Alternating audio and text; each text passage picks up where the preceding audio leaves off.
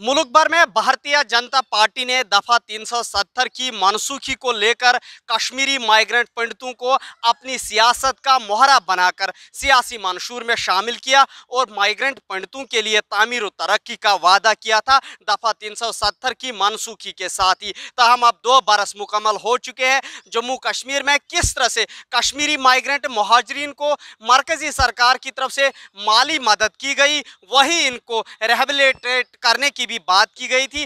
बाज़ाबादकारी कहां तक पहुंची ये हम जानने की कोशिश करेंगे उन कश्मीरी मुहाजिर माइग्रेंट पंडितों से जो 1990 से नामसाइद हालात कश्मीर में पैदा होने के साथ ही जम्मू वारिद हुए थे। मेरे साथ मौजूद है कश्मीरी माइग्रेंट पंडित सुनील भट्ट जी, जिनसे हम जानने की कोशिश करेंगे कि 2 बरस मुकम्मल होने के बाद क्या कुछ खोया इन्होंने और क्या कुछ पाया, खासकर कश्मीरी माइग्रेंट पंडितों को जो वादा किया गया था रिहेबिलिटेशन का।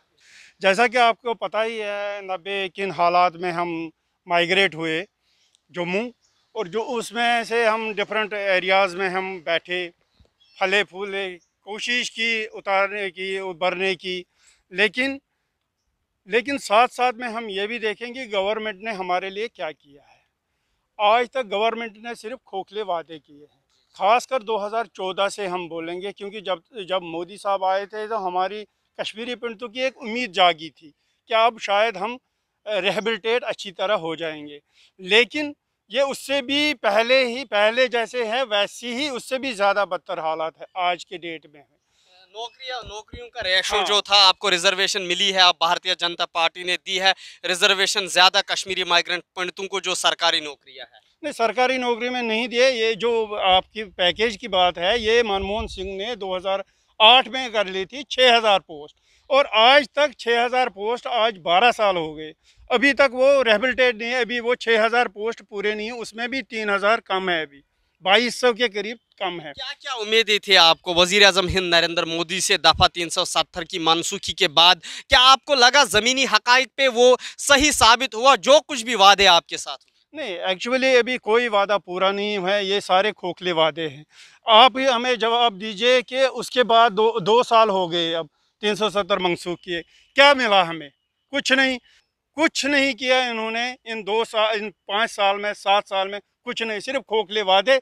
और हमें सिर्फ यूज़ किया गया, कश्मीरी पंडितों का नाम सिर्फ वोट बैंक के लिए और पूरे इंडिया के लिए, सिर्फ अक्सरियत में आने के लिए ये यूज़ हो गया कश्मीरी पंडित, और कुछ नहीं।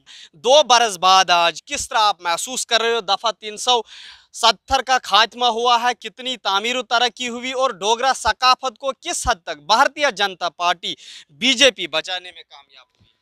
देखिए, बात करें 5 अगस्त 2019 की, तो हमने बचपन से जब पढ़ते आए हैं कि हिंदुस्तान को जो आज़ादी मिली थी वो मिली थी 15 अगस्त 1947 को, कि 15 अगस्त 1947 के बाद देश हमारा आज़ाद हुआ। बड़ी बदकिस्मती है डोगरों के लिए कि 5 अगस्त 2019 के बाद हम फिर से गुलाम हुए। गुलाम इन बीजेपी वालों ने जम्मू कश्मीर के डोगराओं को किया। आपने कहा कि 370 टूटने के बाद डोगरों को क्या फ़ायदा मिला, डोगरों की पहचान गई। इन्होंने 370 तोड़ने के बाद डोगरों की पहचान सबसे पहले मिटाई। इन्होंने जो महाराजा हरी सिंह जी ने हमें जो स्टेट सब्जेक्ट का जो एक बहुत बड़ा तोहफा दिया था कि हमारी रियासत के लोगों के लिए, जम्मू कश्मीर के खासकर डोगरों के लिए, डोगरों की आन बान शान बचाने के लिए जो एक स्टेट सब्जेक्ट का हमें एक बहुत बड़ा जो उन्होंने एक अपना एक प्राप्ति दी थी। इन्होंने सबसे पहले वो स्टेट सब्जेक्ट खत्म करके डोमिसाइल लॉ लाया।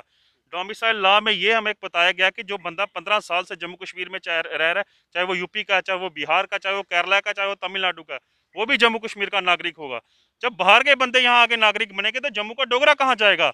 इन्होंने कहा कि 5 अगस्त 2019 के बाद जम्मू में शहद की नदियां बहेंगी, जम्मू में ये होगा, जम्मू में वो होगा।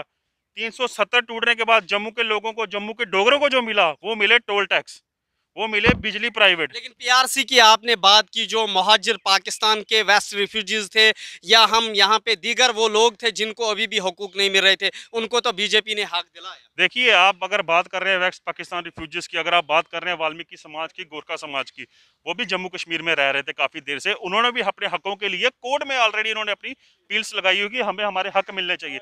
जब वो मैटर ऑलरेडी कोर्ट में था तो ये भाजपा ने 370 तोड़ के उनको क्या लॉलीपॉप दिया कि हमने आपको हक दिलाए? वो तो ऑलरेडी उनके मैटर्स कोर्ट में चल रहे थे उनके राइट्स के लिए। तो वो एक सब जुडिशियस मैटर था। भाजपा ने अगर कहती है कि हमने गोरखा समाज को, वाल्मीकि समाज को या वेस्ट पाकिस्तान रिफ्यूजियों को हमने हक दिलवाया, तो वो एक खोखला वादा था। ऐसा आज तक जमीनी सतह पे कहीं भी नहीं हुआ। भारतीय जनता पार्टी का मानना है कि जम्मू के साथ जो सौतेली माँ का सलूक किया जाता था वो अब नहीं होगा, उसका खात्मा होगा, जम्मू को अपना हक मिलेगा। कितना देखिए, हक मिला आपको? भाजपा अगर कहती है कि जम्मू के लोगों के साथ सौतेली माँ का हक हो रहा था, तो भाजपा ने कौन से सगे बन के लोगों का बेनिफिट दिलवाया? जम्मू को तो उन्होंने बिल्कुल खत्म कर दिया। माइनिंग के ठेके बाहर चले गए, शराबों के ठेके बाहर चले गए, रेवेन्यू जो जम्मू कश्मीर के लोग आते थे टैक्स देते थे वो तो सारे बाहर के दे रहे। तो जम्मू के साथ मुझे बताओ उन्होंने कौन सा सगा दिया? 2 बरस बाद आपके दिल में नाराजगी क्यों है? पहले तो जम्मू में ढोल डफलों के साथ इसका स्वागत किया गया। देखिए, जम्मू में जिन्होंने डोल टफलों के साथ स्वागत किया था, आज की डेट में सबसे ज्यादा रिजेंटमेंट उनके दिमाग में है। दर्द सबको है। आहिस्ता आहिस्ता लोगों को होश आ रही है कि हमने जिस चीज का स्वागत डोल टफलों के साथ किया था वो हमारे लिए हमारे सर पे पड़ने वाली चप्पलें हो गई हैं।